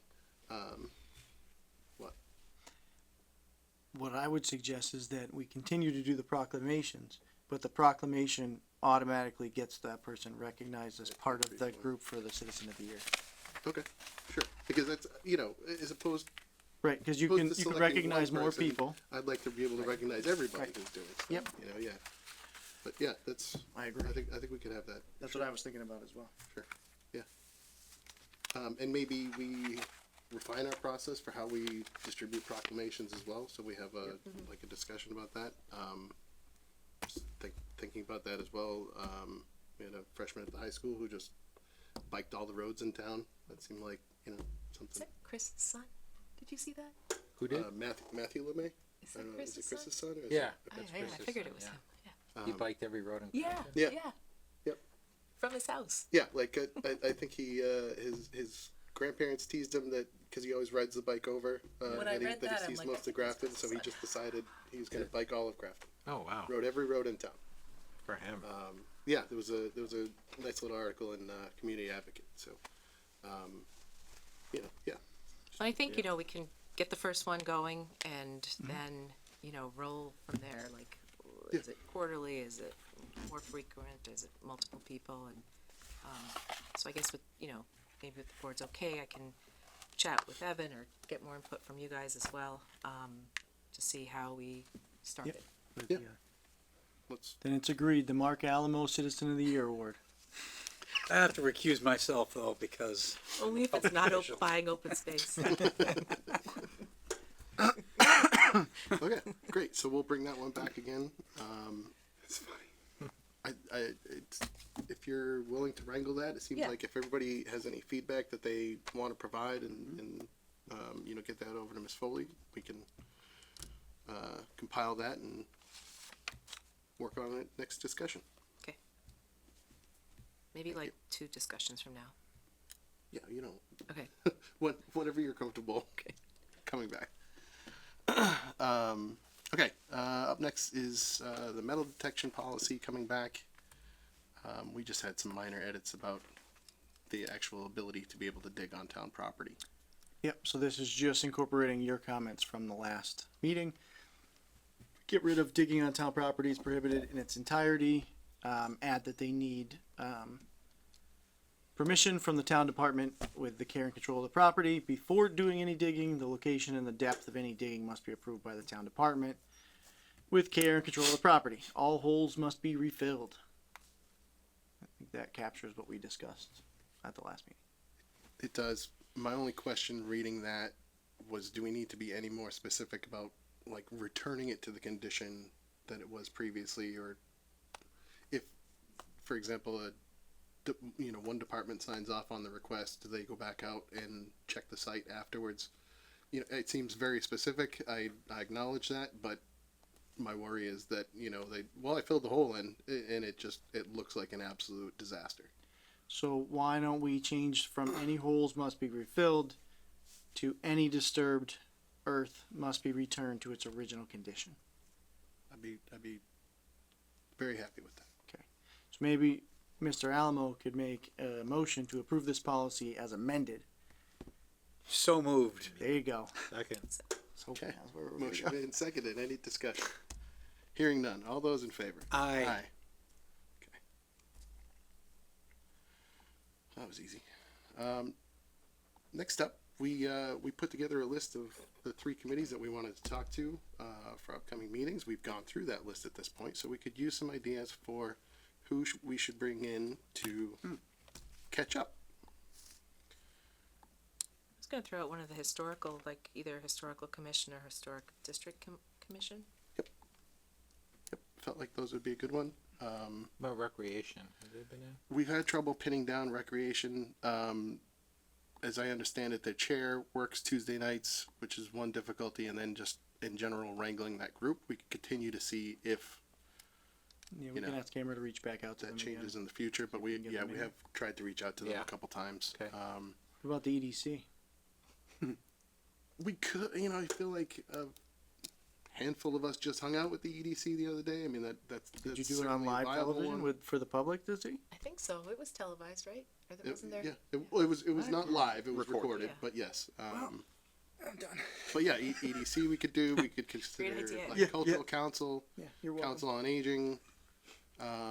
We've had a couple TIF discussions recently.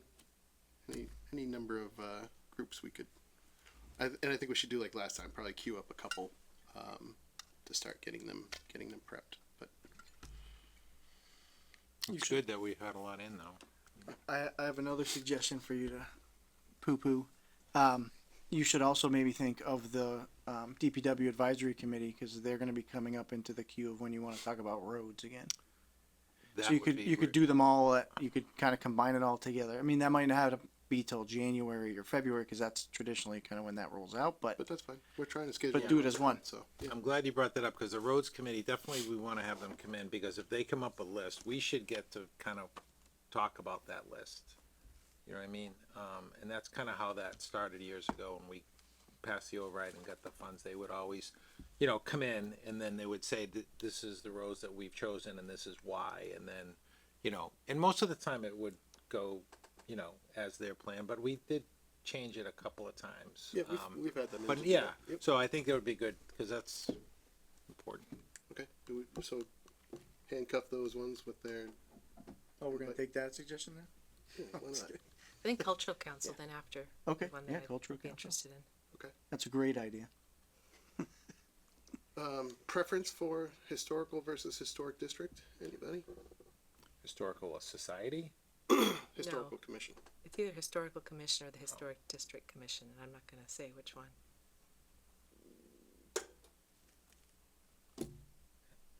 Well, you have two. Why don't we just put them in the queue There and you see go. if they'll come in? Just build the roster, and Amber can Right. help track Yeah. it. Because Whoever's there's going to available. be groups that can't come in. Okay. So both historic should be on there. We'll keep trying rec, cultural, and DPW. Mhm. Okay, that's a decent runway there. Okay, thank you, everybody. Select board reports. You can. I guess we had our EDC event, since the last meeting. Thank you for the ones you guys who were able to make it. He was MIA, this guy, he was over on his honeymoon. Organized Can't from afar. believe it that he did a great job at organizing it, and Amber was there, and Leah, and Fiona, which was wonderful to have them in the room. Actually, some nice comments about Leah at the meeting from one of the residents about their interaction with her.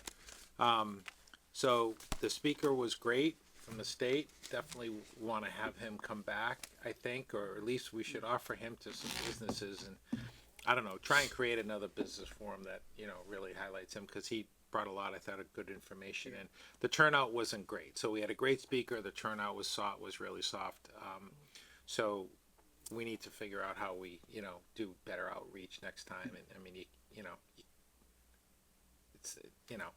it's hard to, you can't drag people there, but Right. I think, the businesses would have benefited by listening to our speaker. So, but other than that, I think the people that were there were appreciative, and it was a good night.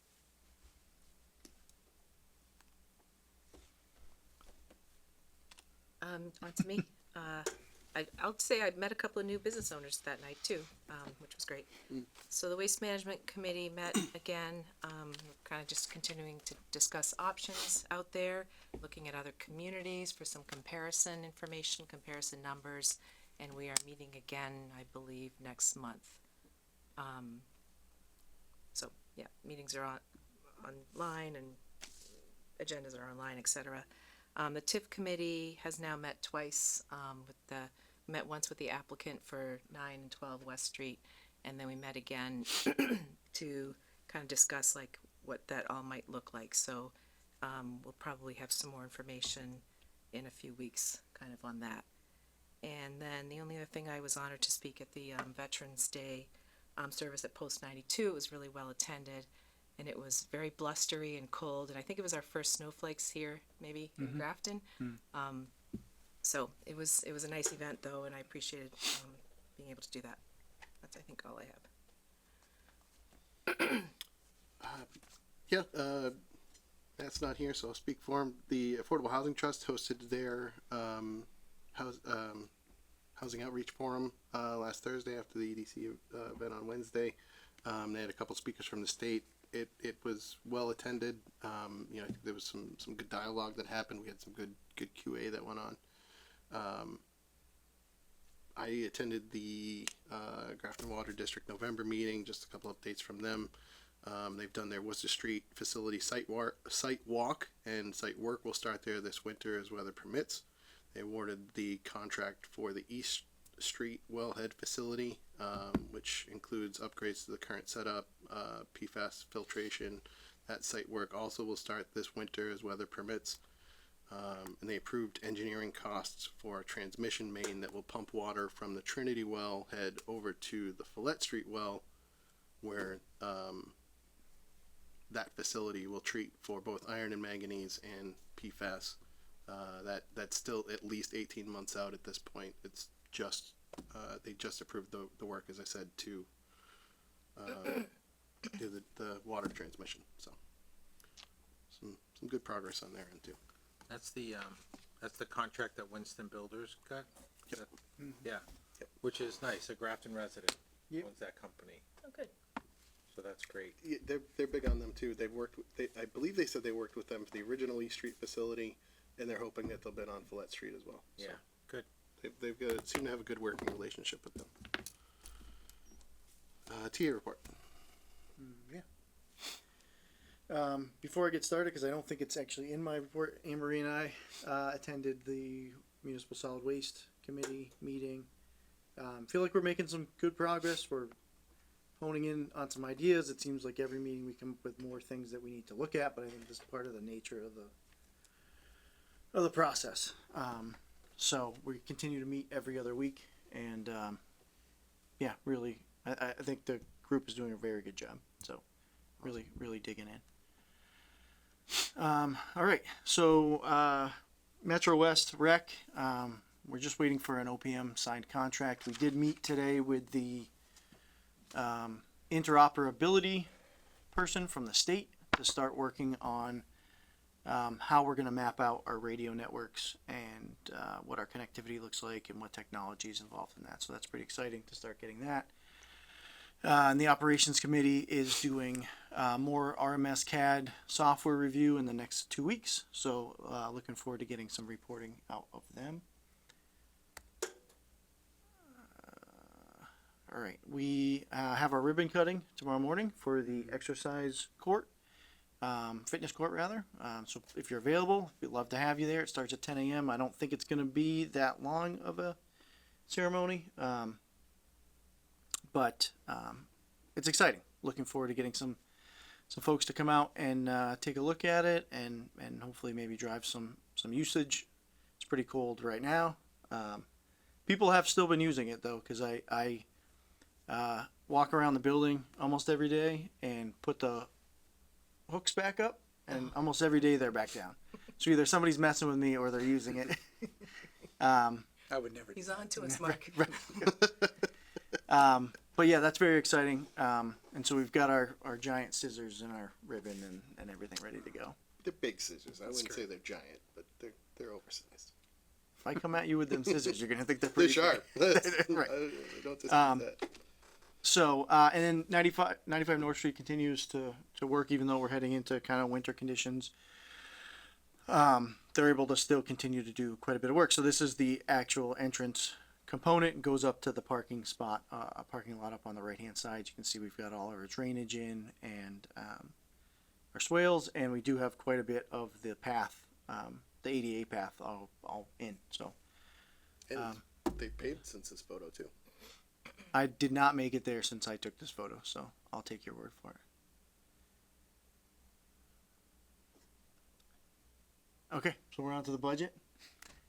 So we continue, obviously, to work on that. Tonight was a big hurdle for us to be able to start firming up kind of where we think our projections are going to line up. Talking about the healthcare, but our cost analyses are complete. We're waiting on some data from the schools for our forecast and a couple of our larger departments to kind of finish building that out. We have had our initial meeting. You were there for the town school. That's what that's referring to, which it's silly to present it to you since you were all there. Our final budget submissions are on target for the end of this week. Our capital plan is slightly behind. That's a little less mission critical because it's not the operational budget where we really need to hone in early. But we delayed that intentionally because we did just get a new rollout of an updated capital plan software in ClearGov. So we thought, let's be on the other side of that update before we put data in and then try to migrate it over. And then we closed on the Providence Road parcels today. So that's been completed. George Hill Road, no update since our last update.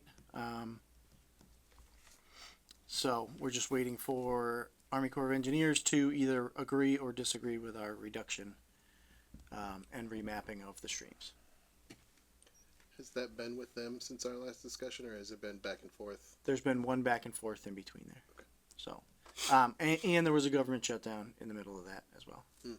So we're navigating some of that. And that directly affected them, like the 4 weeks? That's my understanding of, Okay. I got that information from one of our employees Okay. who's in contact regularly with Army Corps. So I'm going to say cautiously, yes, that directly impacted, as I was told, but I didn't have any personal contact with Army Corps. And, you know, I hear from folks up there a lot, right? Yep. So, I don't know. What Well, else we're- can any we're- of us do? Right. We need to button this one last component up and then So when push this out when to was bid. last communication? 'Cause I feel like it was, I mean, this is maybe the same update like now since August, right? No. No. I mean, yes and no. I mean, it's been going back and forth. Mm-hmm. We're continuing to negotiate. We did. I mentioned this at the last meeting. We went out and our engineer remapped to the streams to make an argument that we're not jurisdictional to the Army Corps. And now we're trying to make that argument stick so that we can have what our in lieu of fee is, and we can go out to bid. So it's sitting with them. Yep.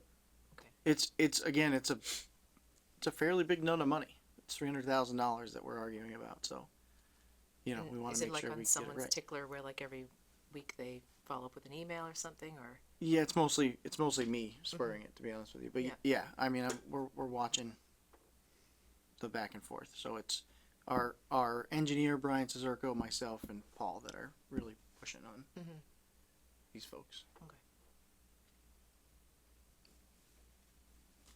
If you're hearing from George Hill folks and you would like me to write up another synopsis and send that out so that everybody knows where we're at. That'd be great. I can get that done.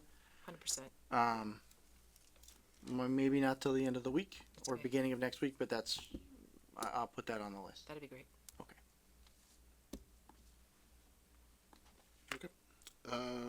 Any correspondence anybody wish to discuss? There was one thing, I'm not, maybe we could update it for in the future, if Amber's watching. I think that Snap email that you sent was a good one. But the map gets cut off, so you can't actually see what Grafton's numbers are in the packet. Okay, we can take a screenshot with that live and then move it over to the packet. That'd be great. Thank you. Okay, no meeting minutes tonight, so, Motion to adjourn. Second. okay. All those in favor? Aye. We are adjourned. Thank you all.